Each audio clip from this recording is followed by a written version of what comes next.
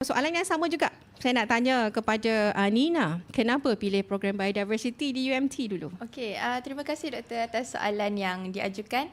Saya pun tidak berbeza dengan Atika. Saya pun berasal dari orang yang passion di dalam kos biologi. Bermula daripada zaman sekolah sehingga saya melanjutkan pelajaran di matrikulasi Kelantan di dalam kos sains tulen juga. So dari sana saya telah explore biologi lagi mendalam, contoh macam dissect tikus dan sebagainya. Tapi bila ingin melanjutkan pelajaran ke peringkat yang lagi tinggi di dalam degree, di dalam ijazah sarjana muda, saya ingin explore benda yang saya minat.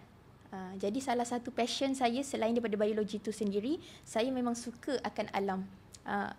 Saya memang suka akan alam. Hobi saya contoh melihat stargazing, melihat bird watching. Jadi dari situ saya fikir apa benda yang sebenarnya saya nak teruskan dan saya nak kaji lagi mendalam. Jadi bila buat sedikit research, saya jumpa kos biodiversity, salah satunya biodiversity, dan ada ditawarkan di UMT.